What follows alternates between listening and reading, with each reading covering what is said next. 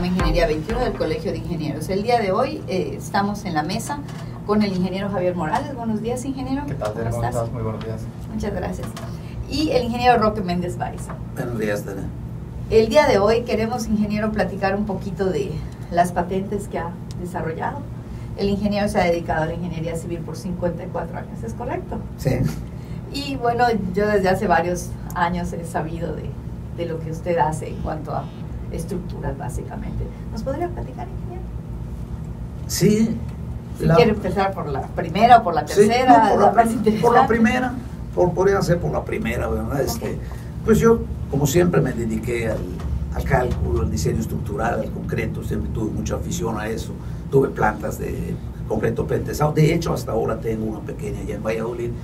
Pues siempre tiene uno la inquietud de ir mejorando, buscando nuevas formas, ¿verdad? No todo tiene que ser igual, siempre con la preocupación de hacer las cosas relativamente más fáciles, claro, aportar algo.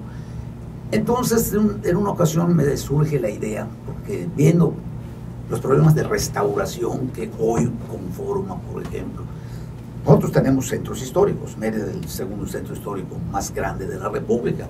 Izamal es una ciudad, Valladolid, que aun cuando no tiene declaratoria, tiene definido un centro histórico.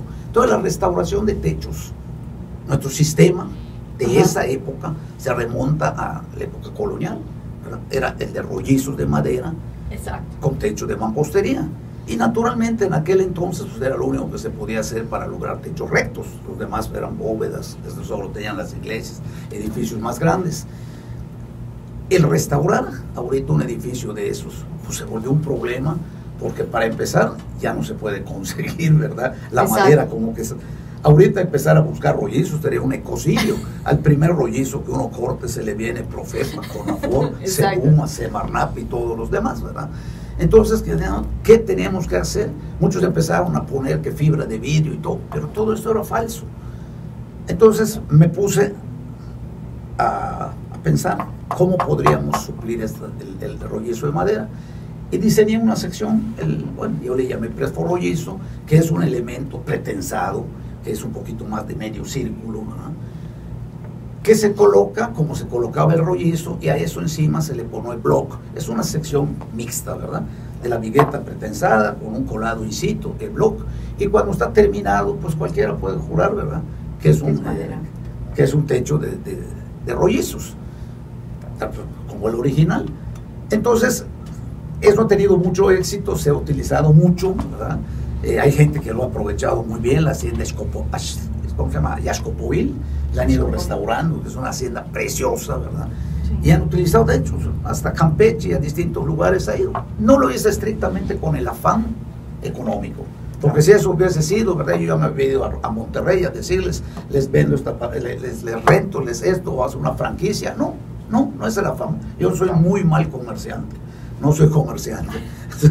Entonces, ese fue el primero que hice, tuvo mucho éxito, porque ya no es un adorno el rollizo, pasa a formar parte del sistema estructural y tiene una capacidad muy grande, porque al sacar el elemento, ¿verdad? Estoy aumentando el momento de inercia, y el momento de inercia pues, es lo que le da rigidez, y eso pues, naturalmente es lo que le da resistencia. Entonces se puede colar, podemos techar incluso 650 metros de claro usando block de 15 centímetros. Ya más no, porque incluso esos techos normalmente llegaban 4,50. Claro. En ocasiones me han dicho, ¿y podemos hacer más? No, porque se pierde la proporción. Claro, ya no es real, ¿no? Sí, ya no es real. Claro. Ya sería un alarde nada más de técnica, pero no tiene caso, porque incluso arquitectónicamente no corresponde. Después de eso, pues me vi muy animado a seguir buscando cómo techar claros más grandes, pero sin necesidad de grúa. Porque en Mérida hay grúas, son muy caras, pero a veces tenemos obras donde no es accesible la grúa y donde llevarla sería muy caro. Entonces me empecé a buscar y empecé a diseñar secciones, y llegué a la sección de la losa alfarda, que es una viga T vertical con una serie de conectores que lleva un tipo de refuerzo muy especial, y esa se pone, y cuando se termina, en esa sí se usa bovedilla, pero como la parte de arriba es muy pequeña, Claro. digo, para integrarla a una sección mixta, tiene, por adherencia química, tiene muy poca superficie, entonces había que hacer una serie de conectores que no lo compliquen, no complican tanto. Entonces, con una bovedilla de 24 centímetros de peralte, logramos cubrir 10 metros de claro, y 10 metros de claro en la construcción tradicional no es muy fácil. Tiene uno que recurrir a marcos a ciertas distancias, traves muy peraltadas, y esta tiene la característica que abajo quedan como si tuviésemos unas alfardas de madera que se pintan tipo madera, entonces da una secuencia como los techos de viguetilla. Claro. Y esa se puede hacer a mano, hasta 10 metros ya a mano, pesan bastantito, pero se puede hacer a mano. Entonces esa fue la segunda. Y la tercera fue producto de una inquietud que tuve desde hace mucho tiempo. Yo hace 40 años empecé a experimentar usando sosquil, Sí. fibra, ¿verdad? Antes aparecía la fibra sintética, yo usaba fibra para hacer cierto tipo de trabajos. ¿Por qué? Porque cuando uno le pone el sosquil al concreto, para empezar, aumenta su resistencia al impacto, ¿verdad? Quizás su resistencia a la compresión y a la tensión no tanto, pero el impacto sí, y evita mucho la grieta, ¿cómo le llamamos? Que se forma en el momento del El fraguado. agrietamiento por el curado. Sí, es la grieta. Ay, caray, ya se me peló. Bueno, esa grieta que da cuando va fraguando el concreto, sí, y se va Por temperatura, ¿no? sí, el por cambio de efecto, sí, temperatura. va perdiendo agua, se va contrayendo, ayuda mucho la fibra a poderlo conservar. Claro. Y eso, entonces después lo empecé a usar para hacer bóvedas. Entonces yo le llamo ferro sosquil cemento, porque a la hora de utilizar el ferro cemento uso la malla, ¿no? Sí. Y la matriz, en lugar de utilizar nada más el mortero de cemento arena, yo le pongo fibra. ¿Qué es lo que sucede?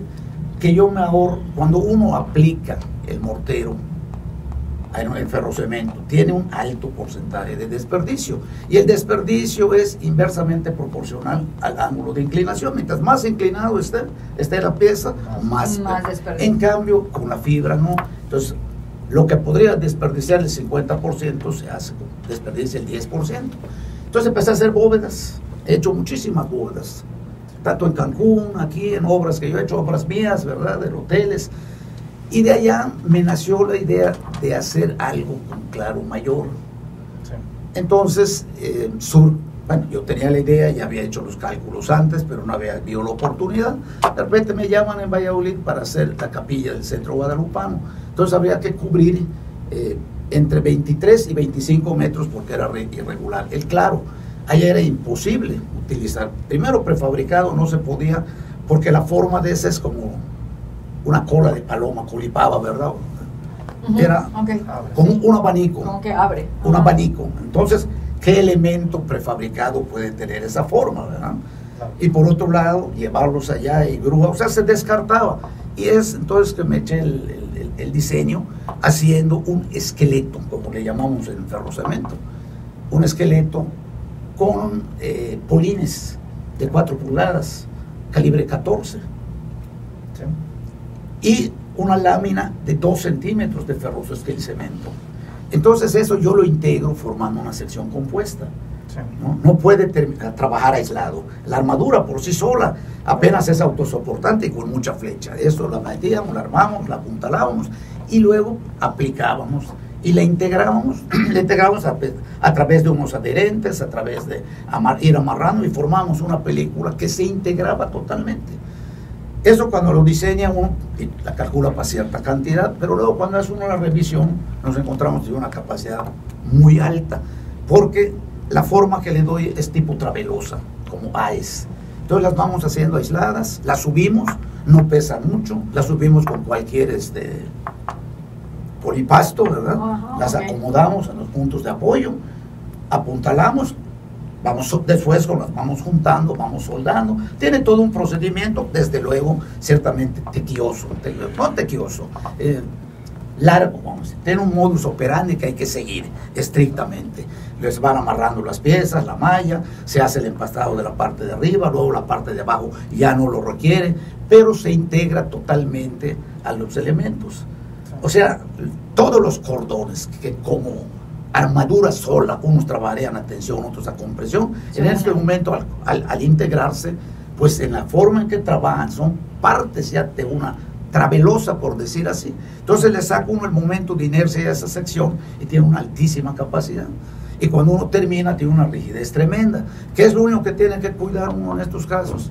Pues una buena impermeabilización, porque está uno mezclando dos elementos que tienen distintos módulos de elasticidad, ¿verdad? El acero 2.100.000, el concreto aproximadamente 200.000. Entonces los cambios de temperatura sí le afectan, tienen distinto tipo de dilatación. Entonces hay que tener una buena impermeabilización tipo prefabricado y obtiene uno, claro, que en otras condiciones serían imposibles, ¿verdad? Tendríamos que irnos a elementos doble T o ese tipo de elementos para poder lograr esos claros. Y aquí pues fue un éxito completo, tan que eso me motivó cuando lo conoció el ingeniero Macías, que había venido a dar unos cursos. Le conté qué estaba haciendo y me dijo, no lo creo, vamos a verlo. José Macías. José Macías el cubano, Mesa, ¿no? el cubano, muy amigo mío. Cuando ve eso, él habla a Cuba porque estaban por hacer el Ferro 10. Hay una asociación mundial dedicada a estudiar ferrocemento y cada 3 años hacen un simposio. Iban a hacer el de La Habana. Entonces toma fotografías y le avisa al presidente de Hugo Washington y le manda las fotos. Inmediatamente me mandan a enviar, me mandan a hablar, me piden que yo haga la ponencia, la mando y la expongo en La Habana en octubre de 2012. Naturalmente les encantó, causó sensación, ¿no? A mí me invitan posteriormente al 2015, fue en Alemania, no pude ir por cuestiones de trabajo, pero en el 2018 volví a asistir y este fue en Belo Horizonte, Ferro 12. El Ferro 13 va a ser el 21 en Lyon, en Francia. Entonces hay un grupo grande y bueno, yo sin querer, de repente ya me vi integrado a eso, ¿verdad? A mí me invitaron a formar parte de los comités, pero yo no puedo estar viajando porque a cada rato.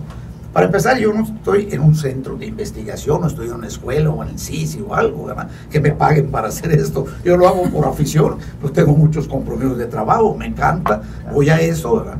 Es más, posiblemente en el de León yo hago otra ponencia sobre la conservación, mantenimiento de esta estructura, porque es más, tengo aquí varios correos.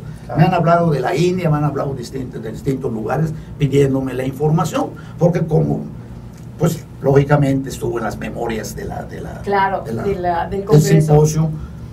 Nosotros éramos aproximadamente 150 gentes de 28 países. Entonces allá es donde se fueron enterando.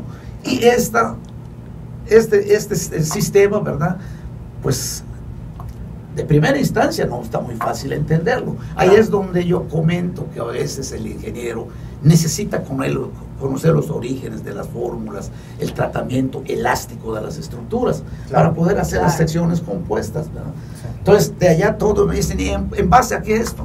En base a esto, la teoría de San Belán, la ecuación general de la barra, ella termina su fórmula más simplificada de la fórmula de la escuadrilla, ¿verdad? Entonces a través de eso ideé aquello y lo hice. Yo sabía, vamos a decir, la certeza conforme a números y conforme a lógica que funcionaba. Le causó pavor a los padres cuando vieron eso.